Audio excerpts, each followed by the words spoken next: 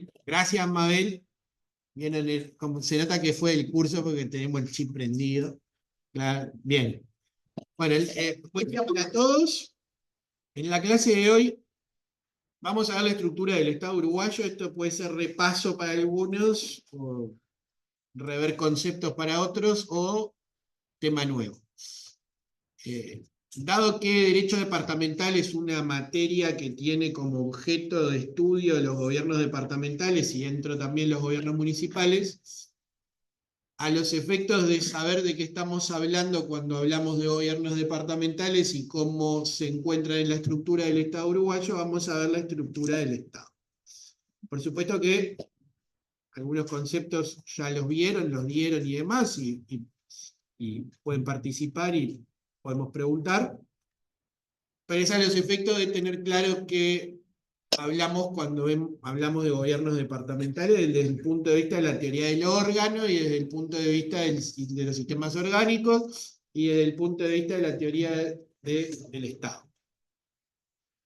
En cuanto a esto, pueden estudiar de cualquier material, o sea, o revisitar primero o administrativo, si lo dieron, o lo que vamos a ver en clase, alcanza. En el Uruguay tenemos una constitución escrita, por supuesto, rígida, con todas las características que ustedes recordarán, y a su vez tenemos un Estado. Un Estado que surge con la Constitución de 1830. Estado que es unitario, esto quiere decir que hay un único poder, y tenemos por lo tanto un solo poder ejecutivo, un solo poder legislativo y un solo poder judicial, a diferencia de los estados federales. Como Estado, digamos. El Estado federal parte de la existencia de un conjunto de estados, donde cada uno de estos estados tiene su sistema de gobierno interno, digamos, o su forma de organización interna, y a su vez existe, como bien dijo la compañera, un Estado federal. Brasil, Argentina, Estados Unidos, que cada uno de estos estados cede parte de su soberanía a otro estado, o mejor dicho, a otro estado, que ese estado tiene la particularidad de representarlo y a su vez de gobernarlo, y entonces tenemos los estados miembros de la Unión. Por ejemplo, en Estados Unidos cuando se creó eran 13 colonias, bueno, las 13 colonias fueron 13 estados. En Argentina, las provincias argentinas, cada una de estas provincias argentinas es un estado federal desde el año 1853. Brasil se llama República Federativa de Brasil, también es un estado federal. Los Estados Unidos es un estado federal. Y a su vez, ¿qué sucede? A nivel de los estados, en los estados federales tenemos los gobiernos estaduales, hay un poder ejecutivo, legislativo y judicial dentro de cada uno de estos estados, y hay un poder ejecutivo, legislativo y judicial federal. En materia federal rige para todos los estados. En materia estadual, cada estado tiene su propia constitución, que no puede ir en contra de la Constitución federal, y a nivel interno se dictan las leyes y sentencias dentro de ese estado, y hay materias y normas federales, hay leyes federales, hay un poder judicial federal que controla la legalidad de todas las normas del Estado federal y de los estados a nivel estadual. Es decir, si una persona X tiene un caso, puede, una vez que agotó la vía dentro del Estado, dentro de su, por ejemplo, en Estados Unidos, dentro de cualquiera de los 50 estados, puede acceder a la justicia federal o a la Corte Federal, o, por ejemplo, en determinadas materias rige la materia federal y no la estadual. Y en materia de precedente, prima el precedente federal sobre el Estado. ¿Alguien había levantado la mano? Yo. estamos para entrar, pero se está viendo todo. Ah, bueno, ahora ya está arreglado el link y todo eso, ¿no? Sí, sí, 48 personas. No, Bien. estamos esperando, pero se ve que entró otro link. Bueno, ya lo arreglamos, ahí está entrando Tania. Bien. Entonces, el Uruguay es, desde 1830, un estado unitario. Fuimos parte de las Provincias Unidas de Río de la Plata, eso es antes de que existiéramos como estado independiente. Y, por supuesto, desde 1830 para acá, esto implica que hay un solo poder ejecutivo, un solo poder legislativo y un solo poder judicial. Desde el año 1918, Uruguay es un estado unitario con descentralización. Y descentralización que ha sido territorial y, a su vez, por funciones. Desde 1918 es por funciones, de 1830 tenemos descentralización territorial. En 1830 existían 9 departamentos. Y que si bien nuestro país, cuando se creó, se lo pensó, mejor dicho, se estableció un estado unitario, se fijó el sistema de gobierno como si fuera un sistema federal. ¿Por qué? Porque en 1830, la Constitución de 1830 definía el Estado oriental como la asociación política de todos los habitantes comprendidos, perdón, de todos los ciudadanos, comprendidos dentro de sus 9 departamentos. En esa época había 9, el territorio estaba dividido en 9 departamentos. Y de acuerdo con la Constitución, había un senador por departamento. Esto fue copiado del sistema norteamericano, que establecía que cada estado tenía 2 senadores y que se elegían a través de un colegio elector. Bueno, esto en Uruguay fue exactamente igual en 1830. Mejor dicho, los diputados se elegían directamente por el pueblo, a 2000 almas, o 2000 personas, y los senadores se elegían indirectamente a través de un colegio elector, uno por departamento. Y el presidente de la República lo elegía indirectamente el pueblo a través de la Asamblea General. Es decir, la Asamblea General actuaba como colegio elector del presidente. Esto se copió del sistema de los Estados Unidos.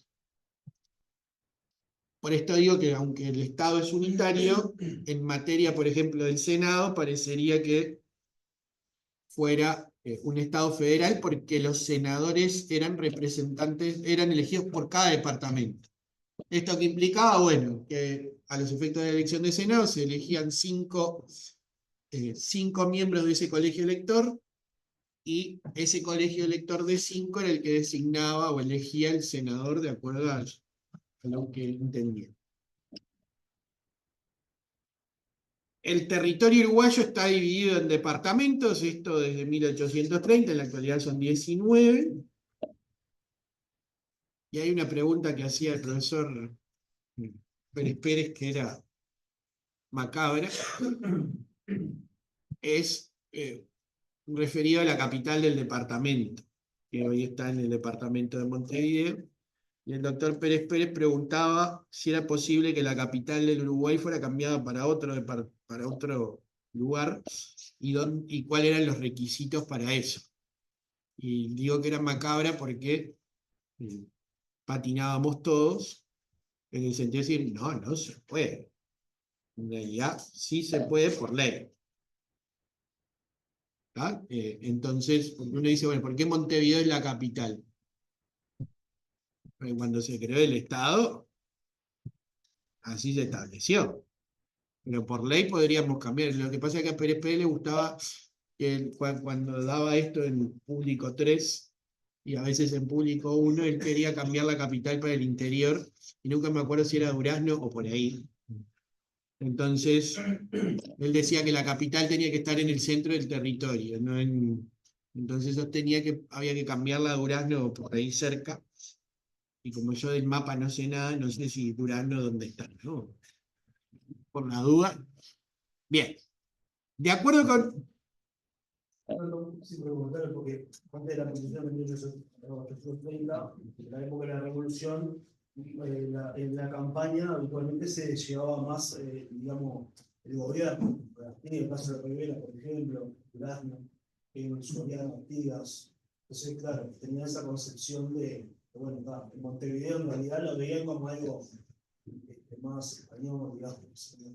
El símbolo digamos, de la ocupación, o bueno, de España, y después la pelea con el Imperio de Brasil y después con Argentina. De hecho, nuestro primer presidente constitucional gobernó en Durazno. Rivera. Estaba en la plaza, frente a la plaza de la Casa de Rivera. Exactamente. Entonces era porque Pérez Pérez era riverista. Es lo que estaba esperando decir, de hecho era. Porque Pérez, más allá del chiste, Pérez Pérez en su época de joven era colorado riverista y era uno de los que se conocía como bueno, eran los jóvenes turcos del Luis Valle, era uno de ellos. Y después del 1900, no me acuerdo cuánto, pasó a militar en el Partido Socialista y en el Frente Amplio, pero cuando empezó la facultad era uno de los jóvenes, se le llamaba jóvenes turcos, porque en una generación que se generó con Luis Valle Berres, y que eran todos estudiantes de esta facultad, bueno, militantes del centro de estudiantes, etc. Y Pérez Pérez era uno de ellos, y bueno, después militó en el Partido Socialista, etcétera, etcétera, pero era eso, la causa era, todos le decíamos, porque bueno, como el Pérez Pérez en el principio fue riverista, por eso quería que fuera Durazno, pero era por ahí. Tenemos una mano acá. A ver ahí, Mabel. Mabel. Profesor, tú dices que la pregunta de Pérez Pérez, que se podría cambiar, pero la Constitución no lo establece. Pero la Constitución no dice que la capital de la República Oriental del Uruguay es Montevideo. No, no lo dice, pero se Y necesita. entonces, si no, la Se Constitución necesitaría no una fija, si la Constitución no fija la capital del Uruguay, ¿cómo se podría hacer? ¿Por ley?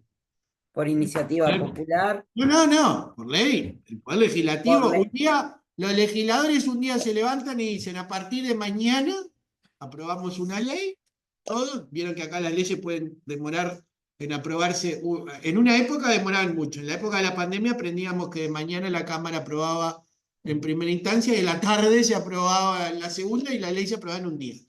Todo el mismo día. Bueno, acá lo mismo. Se levantan un día y dicen, bueno, con esto del bicentenario la capital va a ser Durazno, en homenaje a Rivera y a Pérez Pérez. Y pasamos, en la mañana se vota, en la tarde se aprueba, ambas cámaras.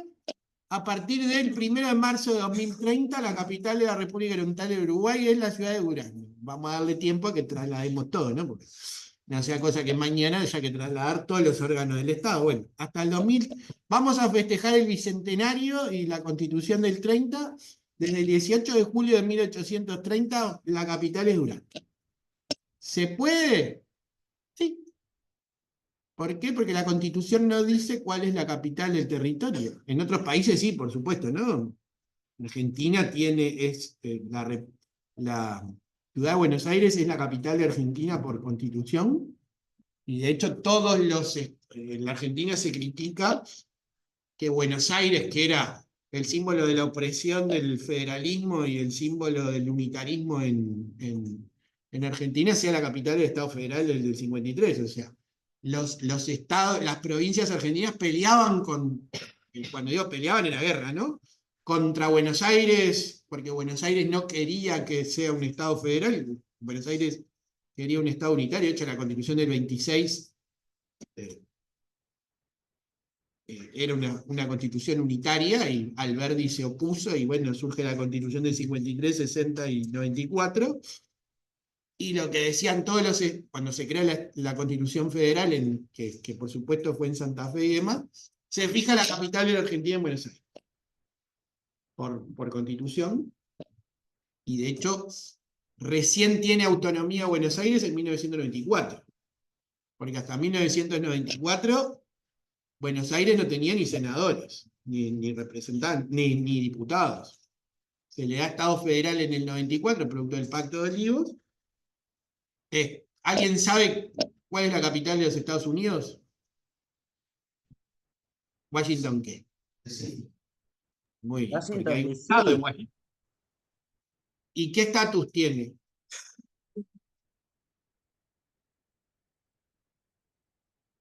La capital de los Estados Unidos. Es una ciudad bajo la tutela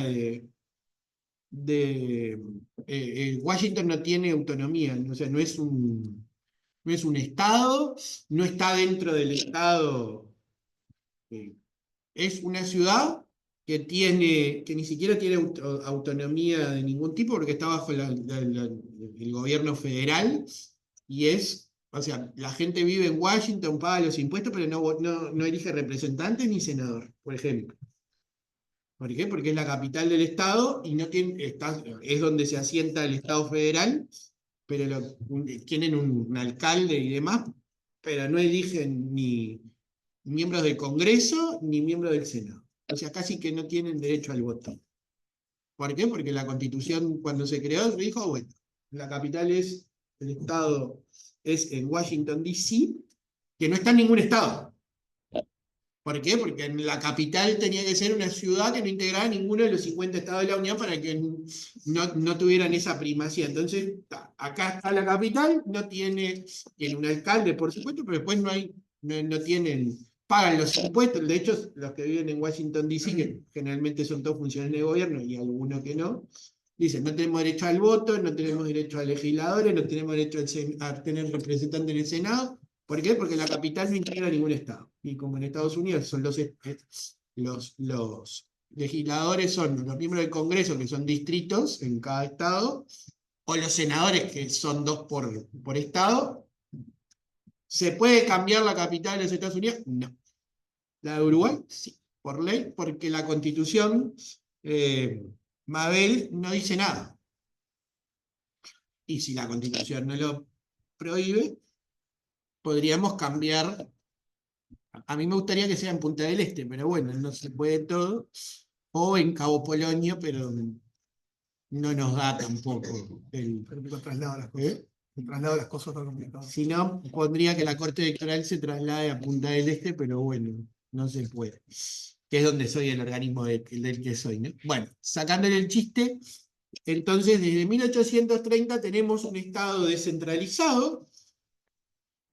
Y esta descentralización desde 1830 adelante se da a nivel territorial en la división en departamentos. En 1830 no podemos hablar de gobiernos departamentales, sino que había jefes de policía que eran designados por el presidente de la República y que eran los jefes de cada departamento, o sea, los caudillos de cada departamento. En realidad eran los que dirigían el departamento y a su vez eran elegidos por el presidente. En general, eran personas de confianza del presidente, luego con el tiempo, hasta 1918 por supuesto, se fueron designando a razón de divisiones entre el partido, lo que se conocía en esa época como el Partido Colorado y el Partido Nacional o el Partido Blanco, porque bueno, los caudillos o los jefes de policía o los jefes políticos en realidad de cada departamento luego fueron figuras de peso en el ámbito político y a su vez esto también estaba vinculado a que los senadores eran elegidos indirectamente, bueno, y ahí también se daba esto, bueno, que el presidente, que era quien lo designaba, tenía en cuenta, bueno, si en determinado departamento la mayoría de la ciudadanía respondía a X, nombraba, a veces no, por supuesto, a veces nombraba de su partido, o si el senador era de X partido, a veces se nombraba el jefe político de otro, y bueno, y esto era una cuestión política que se da, bueno, de hecho entre 1830 y 1918 o 1904 tuvimos todo el militarismo, la guerra grande, la guerra de divisas, etcétera, etcétera, etcétera, etcétera. Incluso 1904, una de las causales fue justamente que asignaron un jefe de policía de un partido que bueno, ahí hubo un problema porque se fue de un bando a otro de las, vamos a ver,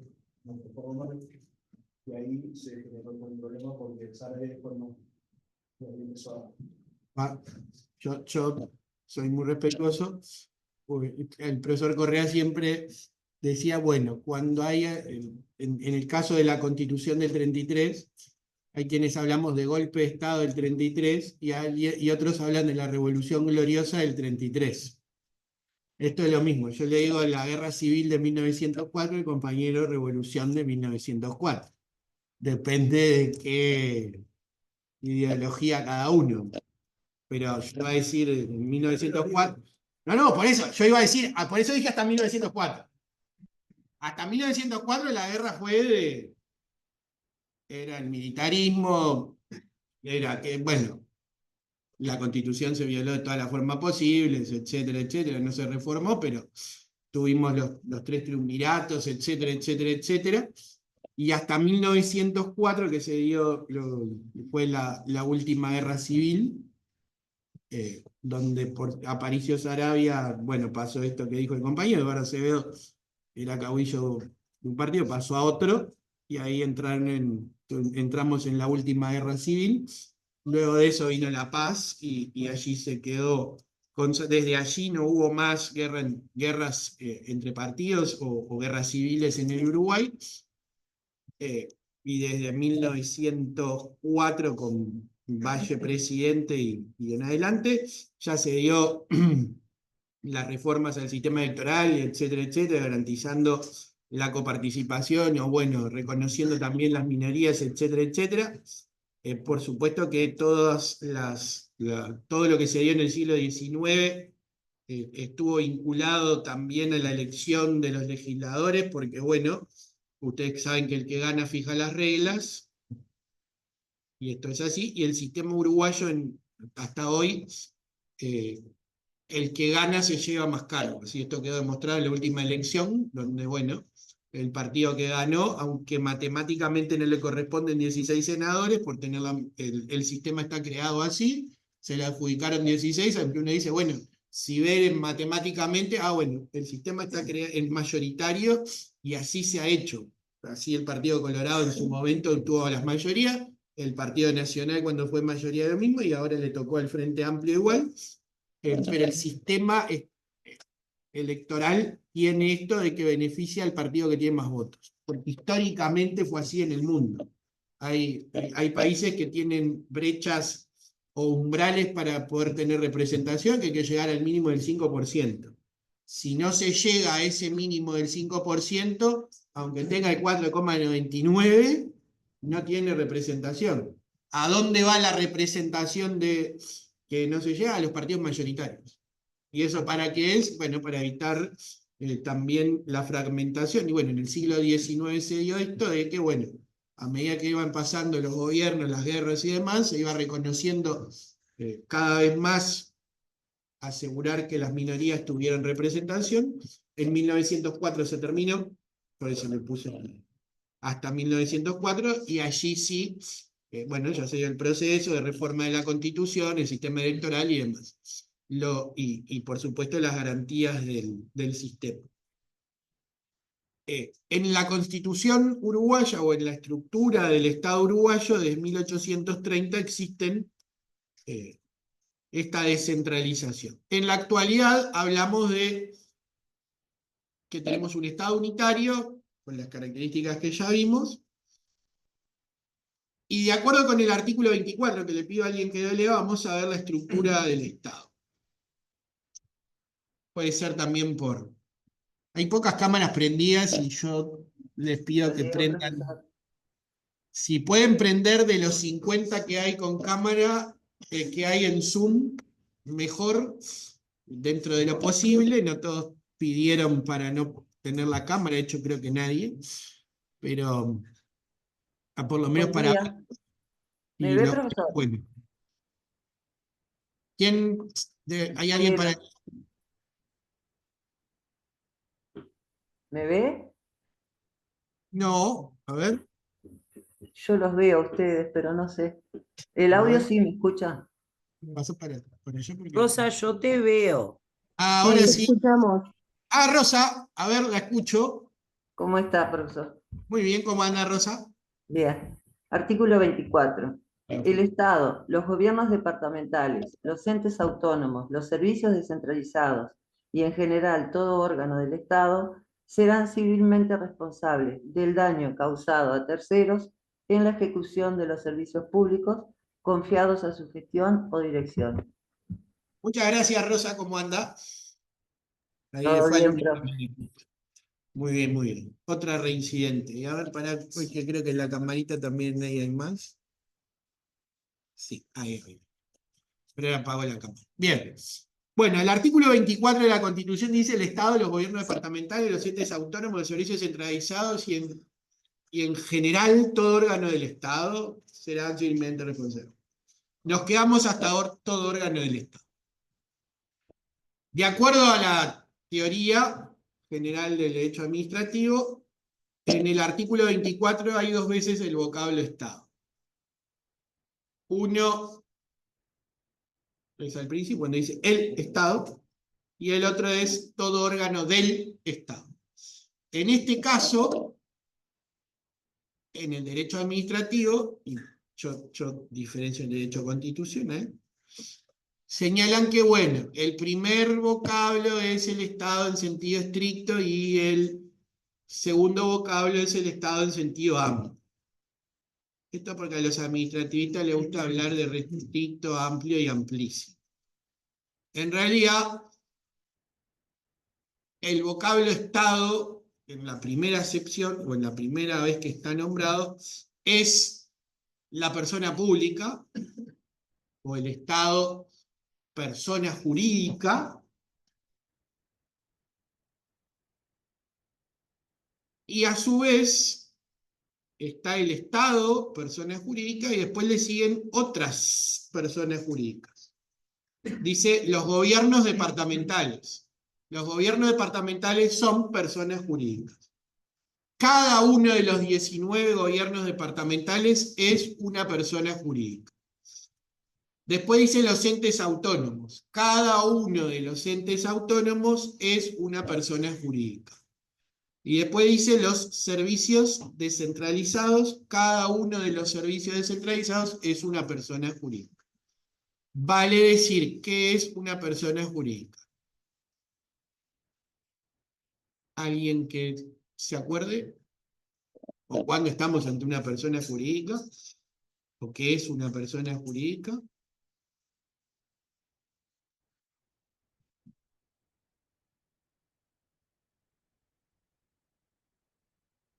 Impecharse. Nadie sabe qué es una persona jurídica a esta altura de la carrera. Voy a hablar con todos los civilistas para que todos vuelvan a hacer las materias de civil que son tan lindas para repetirlas. Es una ficción, profesor. Una ficción legal. Fernando dos Santos. Muy buenos días. Es una responsabilidad jurídica sobre las otras partes, digamos. Negativo central. Enterado. Verónica. A ver, espere que voy a decir por qué no. Si yo hablo de persona jurídica y usted me dice es una responsabilidad, entonces la persona física también es una responsabilidad. Es una representación sobre la responsabilidad. Le faltó lo de representación, pero no. A ver, Mabel y Verónica. Es una ficción legal creada para cumplir un fin económico, social o de otro tipo. Muy bien. A ver, Verónica. Yo no leo ya. No. Buen día Bien. para todos.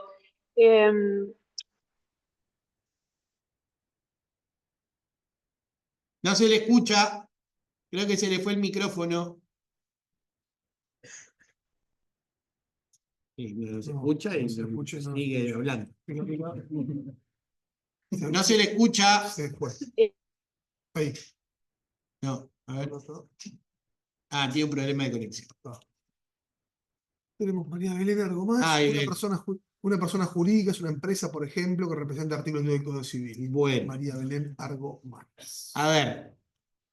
A esta altura, a ver acá, ahí. Bien. ¿Qué es algo? O, a ver, si no es una persona, ¿qué es? Ay, un sujeto. Ahí vamos. Muy bien. Una persona jurídica, primero es una ficción. Porque las personas jurídicas por ahora no existen.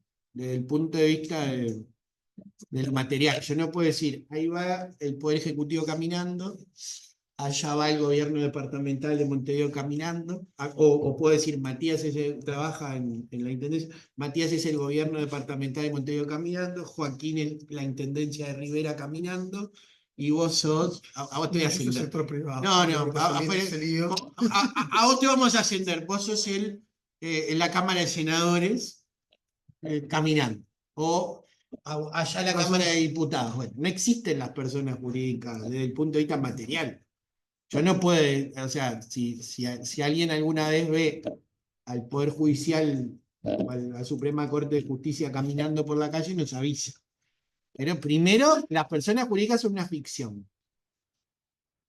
Solo existen las personas físicas, por ahora. Por aquí. Y por supuesto, esto viene de Kelsen, de que para Kelsen aquello de que el derecho es único, bueno, las personas jurídicas y las personas físicas no tienen ninguna distinción, sino que son solo de obligaciones y de responsabilidad. Entonces, estamos ante una persona cuando el derecho le asigna una responsabilidad o un derecho o una obligación. Después son sujetos o seres, personas físicas de carne y hueso que caminan, que a los efectos legales, según Kelsen, ya está. Solo existen las personas jurídicas o las personas para Kelsen cuando la norma legal da determinada situación jurídica. Después, ¿qué hace en la vida? No importa. Bueno, las personas jurídicas son ficciones jurídicas. Y por supuesto son, para que se crean, con un fin. En el Estado, las personas jurídicas que se han creado tienen un fin. ¿Por qué hay gobiernos departamentales? ¿Por qué hay Estado? ¿Por qué hay entes autónomos? ¿Por qué hay servicios descentralizados? Bueno, lo vamos a ver. Pero primero es una ficción jurídica como todas las personas jurídicas, sean de derecho público o de derecho privado. Si alguien bueno, no me voy a meter, pero sí como ganamos el otro día, pues.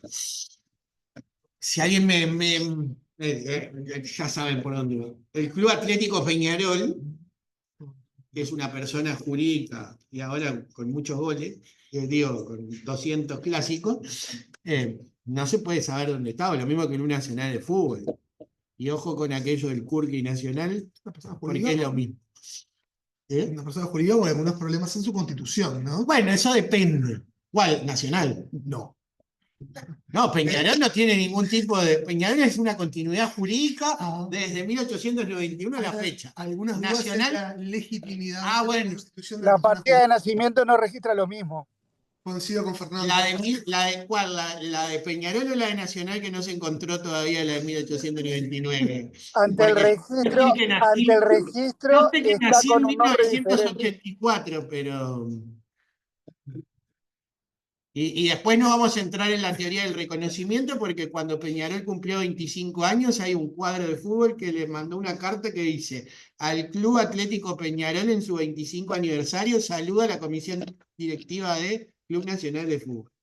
Yo, la teoría de la realidad, si a mí me saludan por los 25 años, tengo 25 años. Se llama políticamente correcto. Bueno, se llame como se llame. Y después me peleo, esto también, ¿no? Algunos saben que mi filiación particular de militancia, pero también esto se lo digo a mis amigos del Partido Nacional y que son de Nacional. ¿Por qué? Porque si nos vamos a discutir eso, yo Tarío, que era de Nacional y Colorado, a veces cuando probaba, o tengo algún amigo blanco, le digo, bueno, si estamos todos de acuerdo que eso de que si no estás de acuerdo con que Peñarol es el PURC. Yo nunca, entonces, no voy a decir que el Partido Nacional cumplió ayer 189 años. Porque hubo un momento en una elección que hubo Partido Blanco y Partido Nacional compitieron en la misma elección. Entonces, si sostenemos eso, saben, como todos mis amigos del Nacional y del Partido Nacional ya no discutimos lo de Peñarol, bueno, casi igual. Es un chiste, ¿no? Pero a lo que voy es la persona jurídica. Ahora, los partidos, por ejemplo, no son personas jurídicas. Por ejemplo, son asociaciones, pero no tienen personería jurídica en el Uruguay. Yo les hago una pregunta, déjame ver con el tema de las ficciones. ¿Una persona jurídica puede ir presa? Qué divertido. ¿Se puede denunciar penalmente a una persona jurídica? A ver, ahí Acá también. tenemos acá y después acá.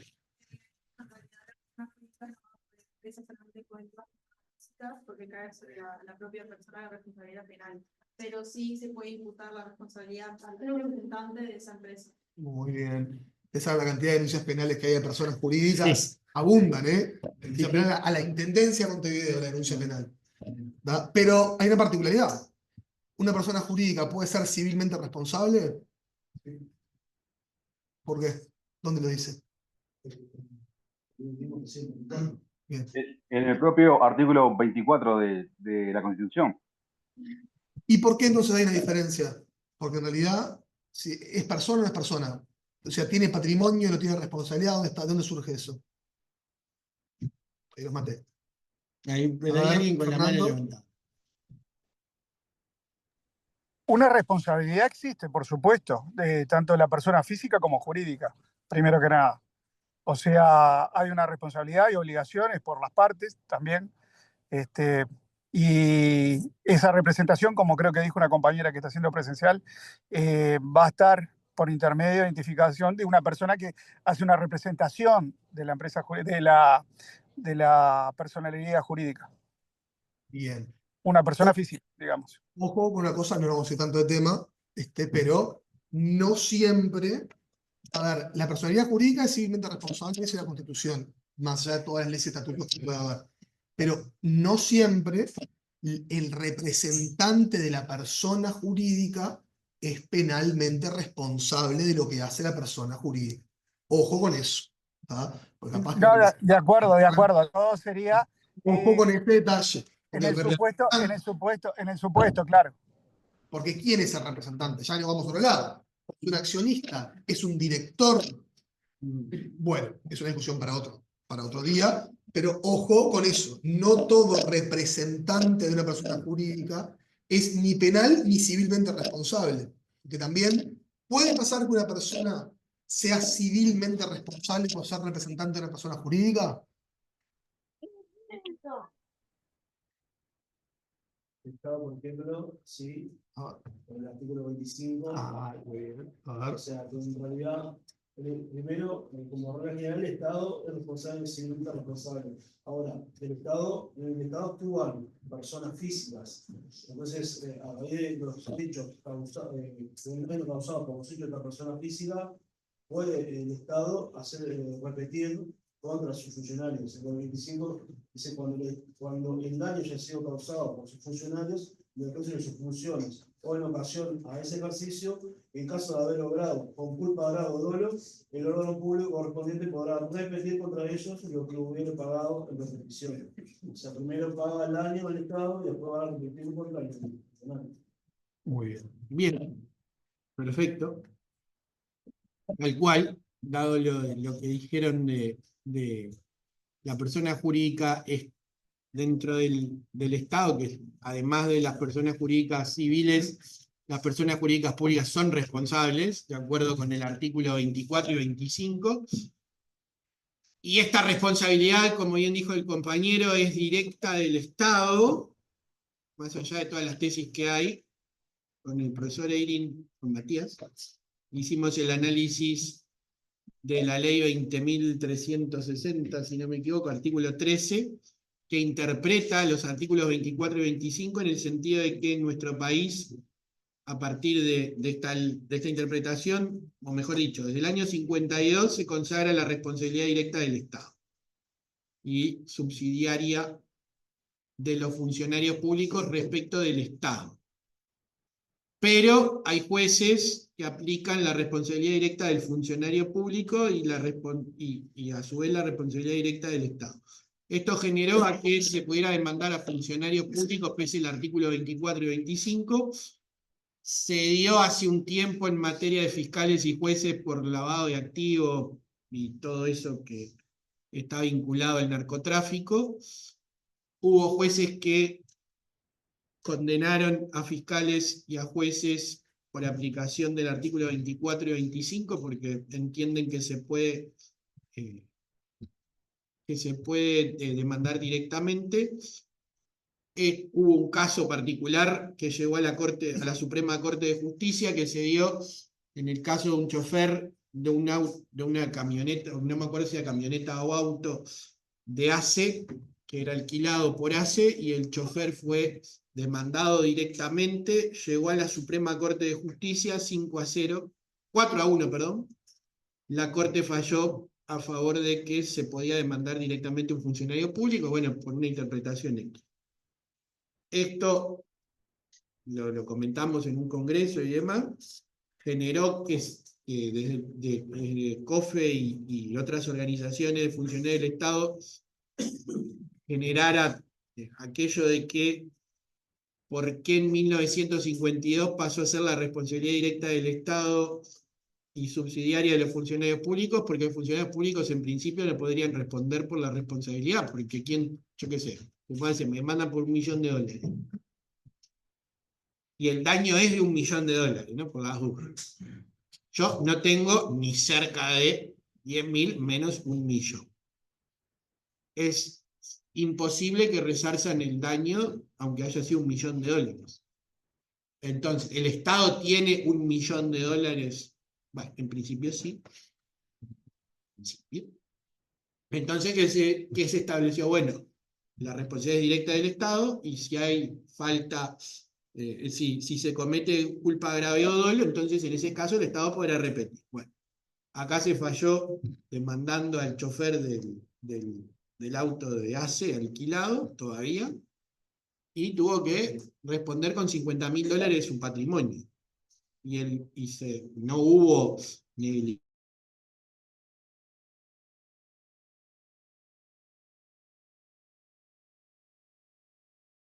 mandó al chofer, el juez en primera instancia condenó, el tribunal mantuvo, y la Corte en casación no da lugar a la casación y estableció, y bueno, de ahí se generó la ley, este artículo 13 de la 20.360, que interpreta el artículo 24 y 25. Se podrá declarar inconstitucional o no, pero ahora volvemos otra vez, la responsabilidad es directa del Estado y, como bien dijo el compañero, subsidiaria de los funcionarios. Los que responden son los órganos públicos o los órganos estatales, o en general todo órgano del Estado, y vuelvo otra vez a las personas jurídicas. Como bien dijimos, el Estado es una persona jurídica, los gobiernos departamentales, cada uno es una persona jurídica, cada uno de los entes autónomos, cada uno de los servicios de ley. ¿Qué integra o qué está compuesto el Estado persona jurídica? Y acá tendría alguno de ustedes que decirlo, pero no usted. A ver, alguien que me diga cómo está integrada la persona jurídica Estado. ¿Usted tampoco? A ella casi que no la dejo hablar, no porque sea malo, sino porque es colaboradora de cursos de constitucional con algunos de mis compañeros, entonces casi que tendría que estar de este lado, pero bueno, momentáneamente está cursando las materias de Derecho Público, pero bueno, no es por censura. ¿No hay nadie? Bueno. Ahora sí, diga usted. No, diga. O sea, el Estado, personas públicas mayores, está integrado por los 3 poderes: legislativo, ejecutivo, judicial, y los 3 órganos de Contralor, que es la Suprema Corte de Justicia. ¿Cómo? No, perdón. TSA, la Corte Electoral y la otra. ¿Por qué dije Suprema Corte de Justicia? Y ahora con un problema. Porque el TSA ahora es un sistema orgánico y un órgano. Porque a partir de la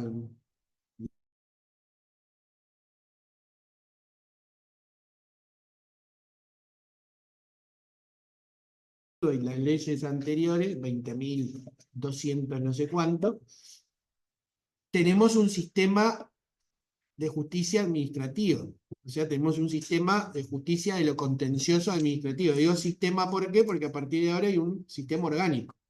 Tenemos los juzgados letrados de lo contencioso anulatorio de primer y segundo turno, que es primera instancia. Por ahora no hay un tribunal de apelaciones en lo contencioso anulatorio, pero está previsto y está en trámite su creación. De hecho, ya están en curso o en concurso los cargos de los miembros del tribunal. Ya hay un llamado que estuvo corriendo. Y tenemos al Tribunal de lo Contencioso Administrativo con competencia propia como órgano, por ahora, de alzada, es decir, mientras no se cree el Tribunal de Apelaciones, es la segunda instancia de los juzgados de primera, de los juzgados letrados de lo contencioso anulatorio, y a su vez al Tribunal de lo Contencioso en instancias únicas. Todo esto previsto en el nuevo código. Por lo tanto, el Tribunal de lo Contencioso Administrativo como tribunal, ahora habría que decir la justicia contencioso administrativa, porque en realidad ahora el control ya no es solo del tribunal, sino de todos los órganos. Porque por supuesto, el contralor de los actos administrativos de toda la administración se hacen bajo la órbita ahora del sistema orgánico, dependiendo de la naturaleza, si es en instancia única, etcétera, etcétera. A mí ahora yo no ejercía, pero bueno, las circunstancias tengo un caso con un juzgado letrado de lo contencioso anulatorio, que como no entiendo mucho, yo voy y pregunto y me miran con cara rara, pero pregunto igual. Y como la jueza tiene el mismo apellido, y en realidad es Techera Tealdi, cada vez que voy a preguntar, no sé si me hace bien o mal, pero me trata un poquito, por las dudas, si es el primo de la jueza. Si fuera el primo de la jueza, no estaría litigando con la jueza. Pero bueno, la cuestión es que fui a preguntar por un plazo que no, ahora, porque no había quedado claro. Me dice, doctor, usted tiene que saber que en el Código de Contencioso los 15 días son hábiles. ¿A usted le parece que si yo no tengo claro eso, pero no sé desde cuándo contar, porque ustedes no pusieron en el expediente, no conta de cuándo empiezo a contar? No, ¿cómo que no? Y si no, no estaría preguntando. Fue a mirar, ay, disculpe, doctor, es del 27 de julio. Ah, bueno, entonces ahí cuento los 15 días. No, doctor, está bien, no, porque yo me notifiqué el 24 y el 26 la otra parte. Y como es conjunto, empieza desde que la otra parte. Ah, tiene razón. No es lo mismo, no vine a preguntar. ¿Vieron? Yo no lo sabía, pero porque no es lo mismo el último día que aparte, yo no tengo la parte de Montevideo, o sea, no está en Uruguay, o sea, estoy esperando que vuelva el viaje para que me firme, si no estoy en el horno, pero está. Pero uno va y pregunta, y esto que parece que después me equivoco por un día y termino chau, problema. Pero lo que voy es, bueno, ahora es el Tribunal de lo Contencioso Administrativo o la Justicia Administrativa. Y ya no podemos decir que son los órganos de contralor, sino los órganos de creación constitucional.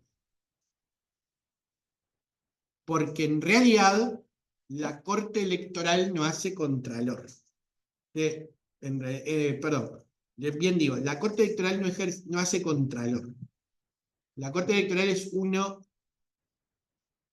de los órganos del Estado que ejerce función jurisdiccional en materia de justicia electoral, pero no hace control a quién, ni al Poder Ejecutivo, ni al Poder Legislativo, ni al Poder Judicial.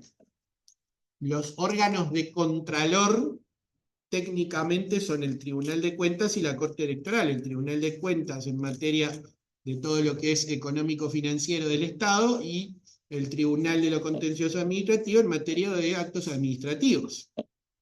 Pero la Corte Electoral no es un órgano de contralor de los poderes del gobierno ni de ningún otro órgano. Porque esto es técnico, pero es así. Más allá de cada libro y demás, esto uno lo aprende, pero técnicamente se debería decir los 3 órganos de creación constitucional. Porque esa es la causa por la cual integran el Estado como persona jurídica, por haber sido creados por la Constitución. Porque se dice o se establece que los 3 órganos de creación constitucional estarían en el mismo nivel de los 3 poderes de gobierno. Por supuesto, con matices, etc. De hecho, yo siempre lo digo como chiste o no, pero la Corte Electoral se autopercibe poder de gobierno, porque históricamente es así, y cada vez que va a litigar en el TCA, le dedica 36 páginas a la naturaleza jurídica de la Corte Electoral y termina concluyendo que es un poder de gobierno. Igual que los otros 3 poderes, fundamentados en todo lo que ustedes quieran. Y esto, ¿por qué lo digo? Para que vean hasta qué punto es. O sea, la Corte Electoral ni siquiera, en cuanto a su naturaleza jurídica, a mí me tocó estudiar y bueno, publicar en el libro y demás, en la historia nunca se pusieron de acuerdo que ese. Yo voy a decir que era un ente autónomo, un servicio descentralizado, un ente sui generis, un poder de gobierno, una especie de poder. ¿Por qué? Porque nadie jurídicamente, técnicamente de la Constitución no surge más allá de que tiene a su cargo las competencias de la Constitución del 322 y las leyes, pero los tres poderes de gobierno y los 3 órganos de creación constitucional forman la persona jurídica Estado.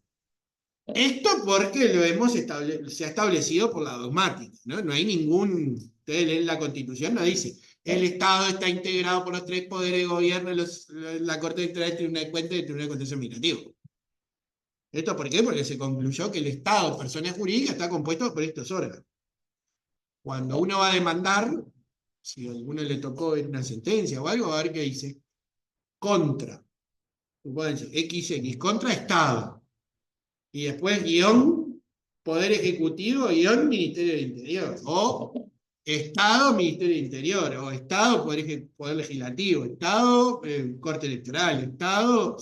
¿Por qué? Porque dentro del Estado hay que señalar contra quién. Ahora, si es Estado, no sé, supónganse, Ministerio del Interior, no voy a ir a llevar, no voy a ir contra el poder Legislativo o contra la Corte Electoral. Dentro del Estado persona jurídica se encuentran estos órganos o sistemas orgánicos, o como ustedes le quieran.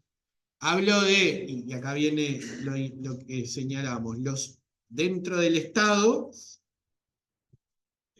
las personas jurídicas se expresan a través de ¿qué? De los órganos. Damos por sobreentendido la teoría del mandato y la teoría de la representación. A esta altura ya sabemos que las personas jurídicas se expresan a través de sus órganos. Y los órganos se expresan a través de los titulares del cargo, o de los titulares del órgano, que son personas físicas. Las personas físicas son las que se expresan por los órganos. Y cuando el presidente de la República, Yamandu Orsi, se expresa, si lo hace en el ejercicio de la función de presidente, ¿quién se expresa? La presidencia de la República.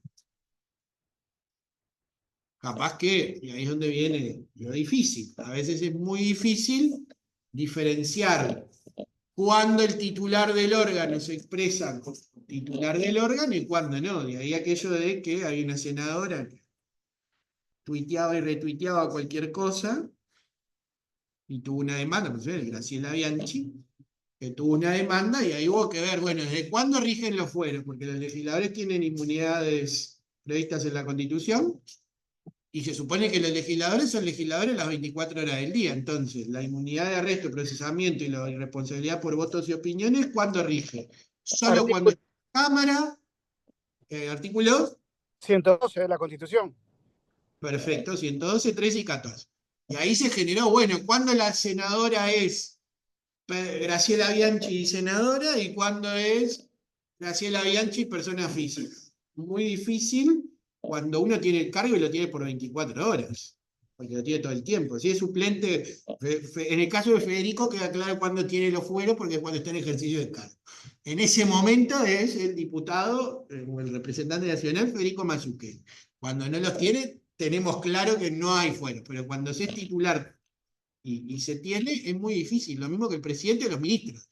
Cuando dicen, no, el ministro X dijo tal cosa. Bueno, lo dijo el ministro. No, pero yo lo dije a título personal. Bueno, ¿es el ministro, es el legislador o es el presidente? Bueno, ahí es donde está eso del análisis. ¿Por qué? Porque uno es titular de en el caso de, por supuesto, los senadores, para que sea la expresión del Senado, es un órgano pluripersonal, se rige por determinada mayoría, para decir, bueno, la opinión del Senado es esta, requiere que haya reunión del Senado y el Senado se exprese, pero supongamos el presidente o los intendentes, llevándolo a nuestra materia, que son órganos unipersonales. Cuando el intendente departamental de, no sé, Maldonado se expresa, a veces se lo hace como por ser el titular del órgano. Cuando es muy difícil separar, y bueno, y ahí es donde, no, esto lo dije a título personal, bueno, pero es el intendente. No, voy a subir la contribución inmobiliaria. Y todos los dueños de propiedades en Maldonado hacen así, y dicen, no, bueno, no, no lo dije como intendente, fue una expresión. No, usted es el intendente, si dice voy a subir la contribución inmobiliaria, y yo soy propietario en Maldonado, me pongo así porque me va a subir la contribución. No, lo dije, es una expresión de deseo, vamos a ver, bueno, lo mismo que en el caso de la legisladora y demás. Entonces es muy difícil separar cuando uno tiene un cargo y actúa por el órgano, porque es una persona física, cuando se opina o cuando se actúa por el órgano o no.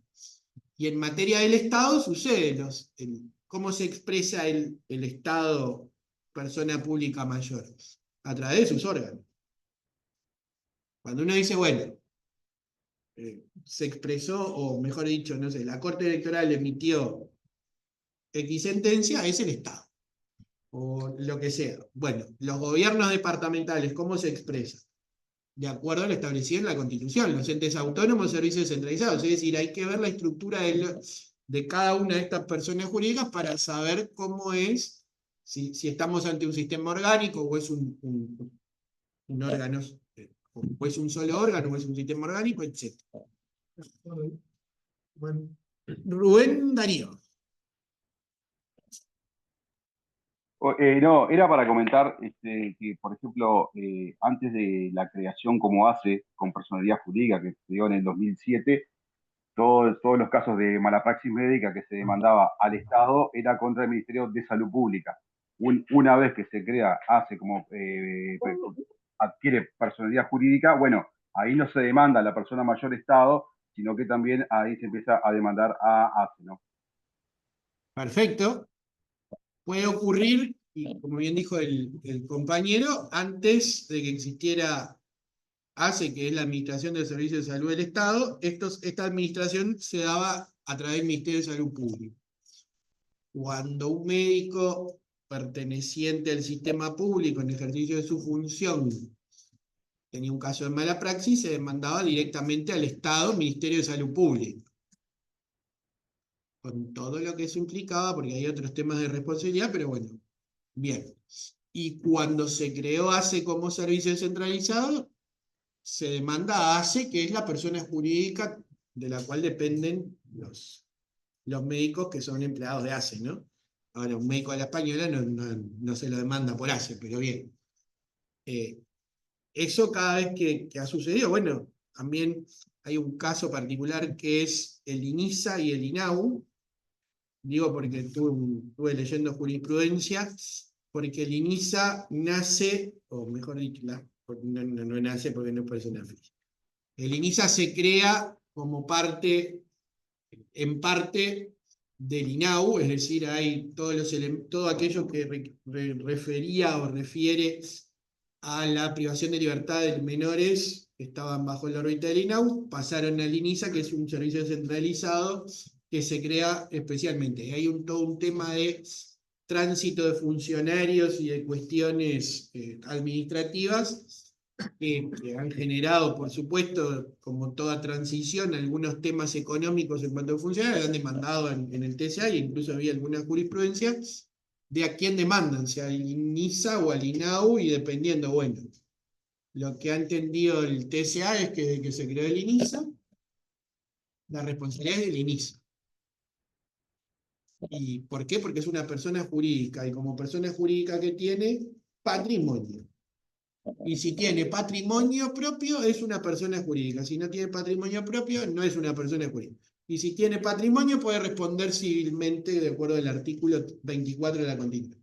Por lo tanto, los funcionarios tenían que demandar al INISA. ¿Qué les pasó? Habían demandado al INAU. ¿Qué les sucedió? No al lugar. O sea, perdieron, ¿por qué? Porque no demandaron a la persona jurídica que correspondía. El abogado, porque son los abogados, el abogado entendió que había ir contra el INAU, porque a ver, ¿a ustedes les parece que un funcionario de ¿quién es el que generalmente, yo cuando damos el curso de recursos administrativos, hago de malo y de bueno? ¿Quién es el que dice contra quién hay que demandar? Ustedes tienen un caso, X. Ustedes son personas que están por arriba de la media. Un ciudadano común. No, no sé, me vino esta multa de la Intendencia de Montevideo y yo no la quiero pagar. ¿Quién es el que le dice a usted contra quién hay que presentar el recurso? ¿La persona o el abogado? El abogado. El abogado.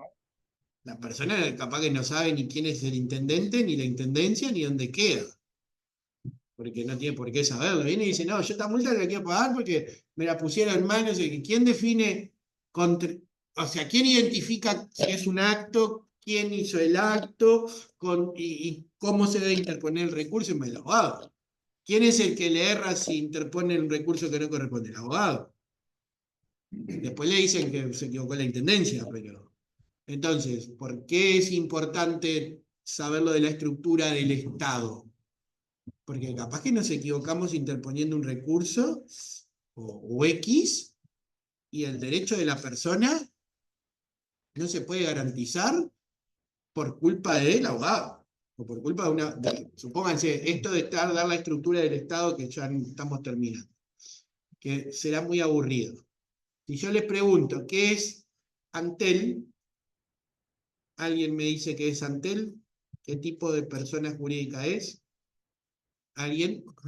Rubén. A ver, Rubén me dijo que haces un servicio centralizado, entonces temo que ya sabe todos los servicios centralizados. A ver, Rubén. Sí.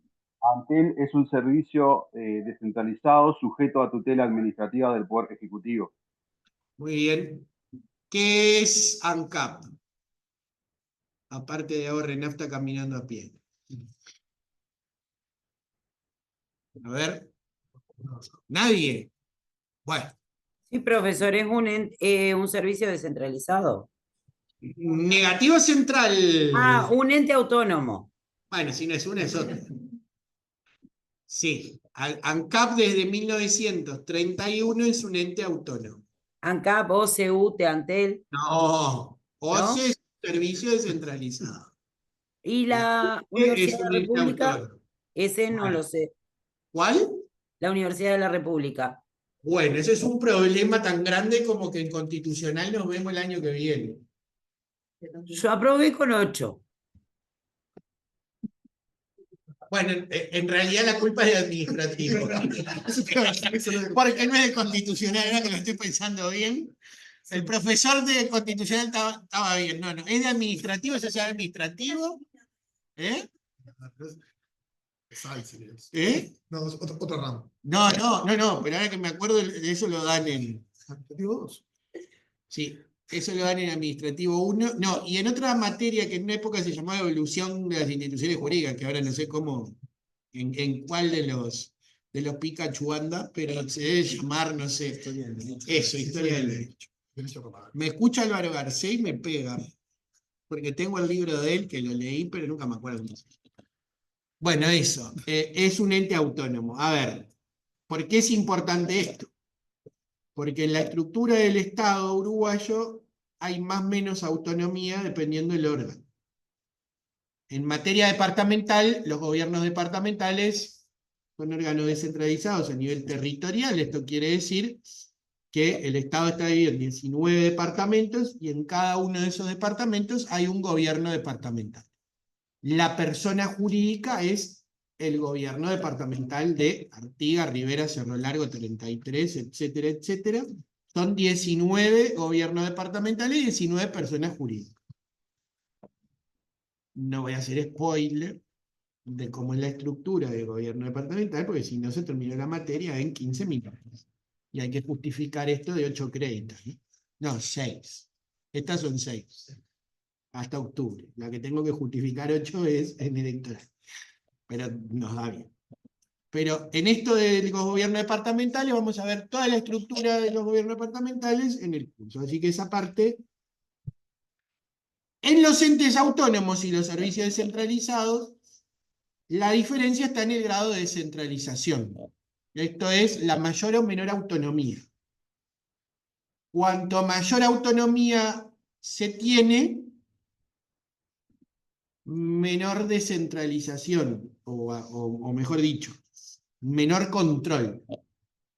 En los entes autónomos tenemos los entes autónomos de mayor autonomía, o mejor dicho, los entes de enseñanza, que son en la Universidad de la República, la Administración Nacional de Educación Pública y la Universidad Tecnológica. Son los 3 entes autónomos de enseñanza que existen en nuestro país, conforme la Constitución. Son los entes autónomos de mayor autonomía. ¿Por qué se dice esto? Bueno, porque no se le aplican las normas de control del Poder Ejecutivo en la Constitución. Los entes autónomos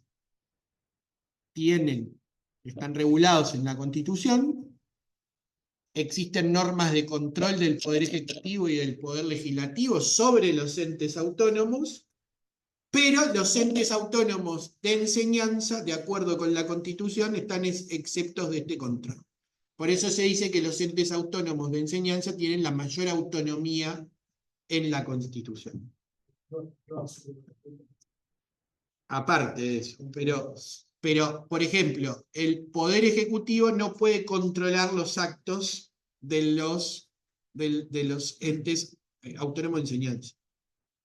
Por ejemplo, el Poder Ejecutivo no puede decir, voy a observar, en una época ustedes creo que ni existían, pero el Paraninfo de la Universidad de la República, hubo un momento que sobraba plata para comprar cosas, y como había que gastarla medio rápido, porque se nos iba el tiempo, el rector de aquella época, esto lo digo en chiste porque el que iba al Paraninfo era horrible sentarse en la silla, yo tengo lumbalgia, creo que me había dado por aquello, pero uno iba al Paraninfo y era muy lindo de estructura, pero uno se sentaba y daba pena porque había que...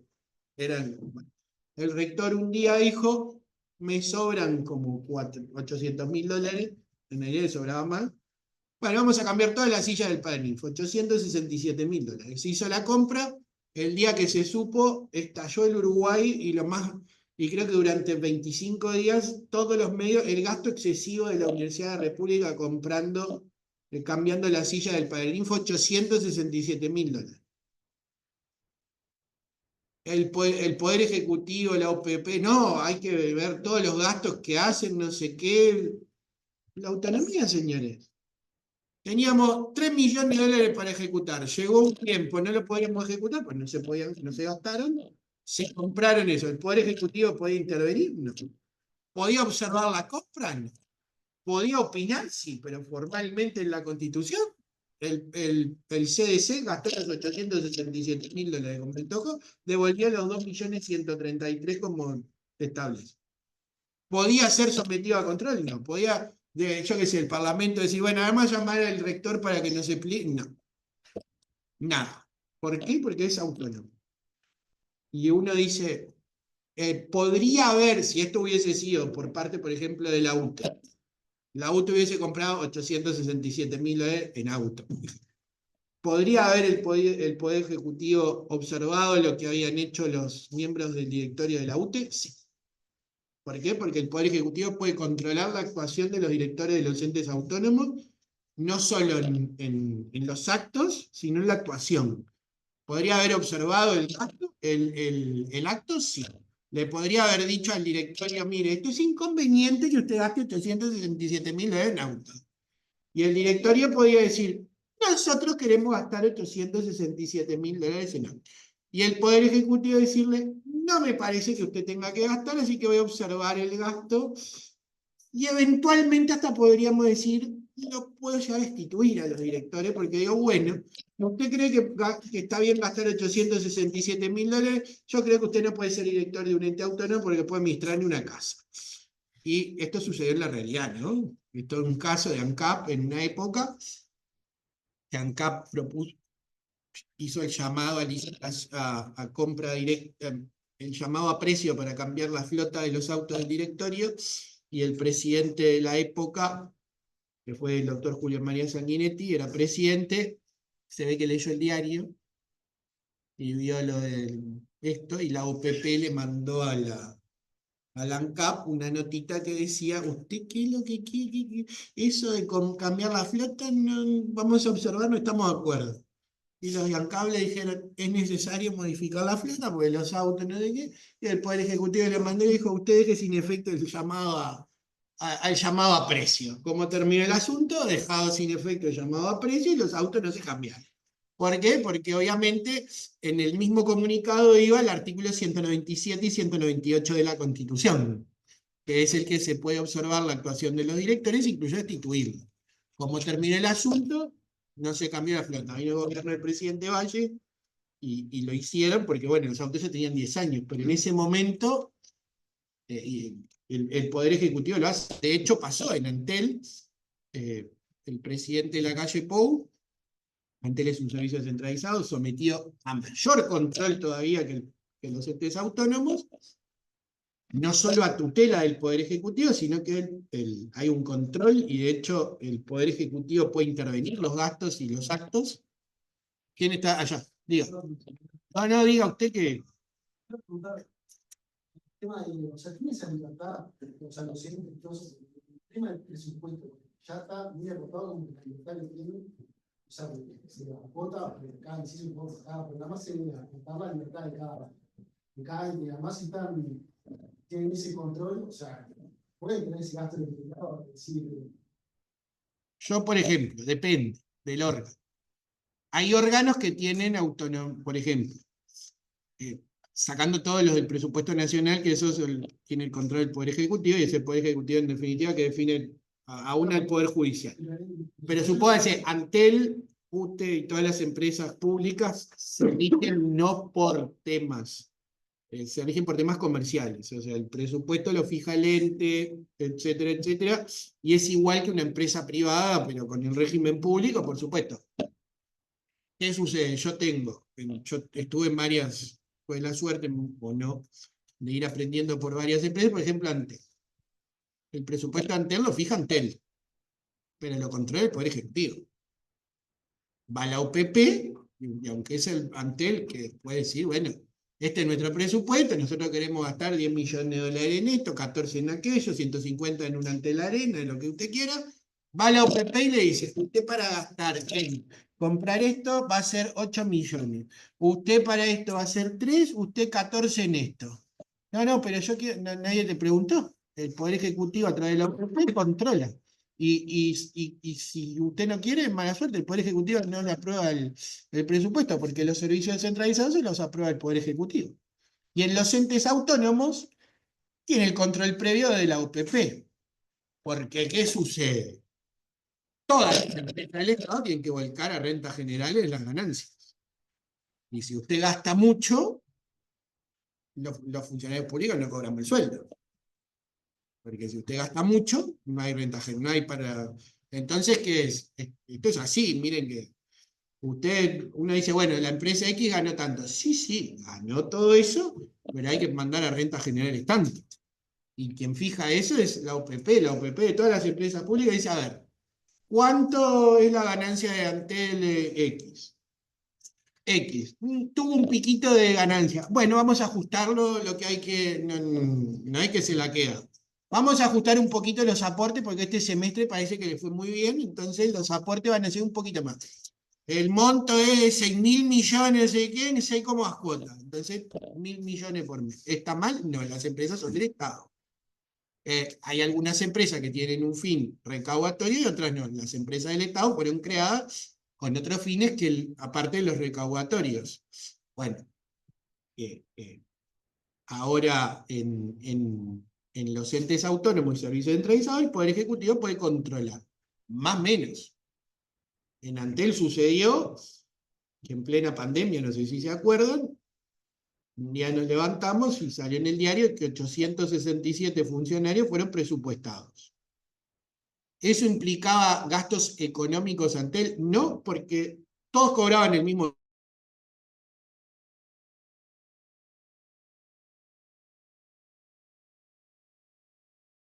Pandemia, y resulta que de la noche a la mañana la gente dijo, bueno, mirá, nos estamos quedando sin trabajo, pero hay 867 que ahora no nos van a echar nunca, porque si son presupuestados, todos sabemos lo que significa en el Uruguay. Presupuestado igual me voy, salvo que me echen, pero me voy cuando me muera o me jubile. Que todos sabemos que es ser funcionario presupuestado, porque bueno, a todos nos dicen, bueno, eso. ¿Y qué sucedió? El Poder Ejecutivo no dijo que era ilegal eso, era inconveniente. ¿Y qué hizo? Observó el acto y destituyó al directorio. O sea, no es que dijo, ustedes no pueden administrar Hoy destituyó al directorio, los 3 directores fueron destituidos y sustituidos. Incluso los directores del partido de gobierno. El presidente, el director y el de la oposición. ¿Y era ilegal? No, era inconveniente. Y como el Poder Ejecutivo puede observar por inconveniente o ilegal, el Contralor, y es un servicio descentralizado, si fuera un ente autónomo lo podemos ver, porque en realidad los entes autónomos, si es por razón de inconveniencia, es sugerencia. Por supuesto que la sugerencia va con lo del 197 y 198. Esto es chiste, pero no es chiste en el sentido de que siempre les recuerdan que el que nombra es el que destituye. Entonces, bueno, si usted quiere gastar 867.000 dólares en comprar autito, bueno, yo le digo que usted violó el 197 y el 198 y los autitos los van a usar los que vengan después, no usted. Esto es un chiste, pero real pasó y es así. O sea, la administración, el Poder Ejecutivo hace el control y el control se ejerce a través de la OPP. Con el tiempo ha pasado y muchos entes autónomos y descentralizados se han quejado de que la OPP ahora es un super mega ministerio. ¿Por qué? Porque en una época sugería, ahora es quien controla. O sea, no se aprueba un presupuesto si la OPP no da el ok. No se aprueba un convenio colectivo de seguridad social si la OPP no da el ok. O sea, esto de lo que estamos viendo por salarios y demás en el sector público, si la OPP no dice, sí, está bien, tenemos la plata para eso que ustedes quieren que cobren el 10% por encima de la inflación, sí. No hay plata, la OPP dice que no, seguimos negociando. Y eso pasa, ¿por qué? Porque el Poder Ejecutivo hace el control, y los entes autónomos y servicios centralizados tienen directorios o directores generales. Por ejemplo, un servicio descentralizado, medio sui generis, es la Fiscalía General de la Nación.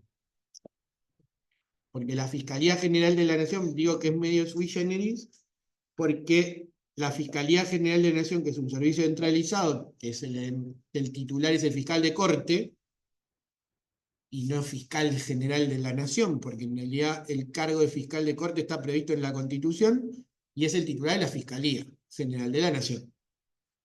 Crearon el servicio descentralizado. ¿Cómo se nombran los fiscales? Igual que dice la Constitución, no los nombra el fiscal general de la Nación o el fiscal de corte, sino que lo sigue nombrando el Poder Ejecutivo con venia del Senado.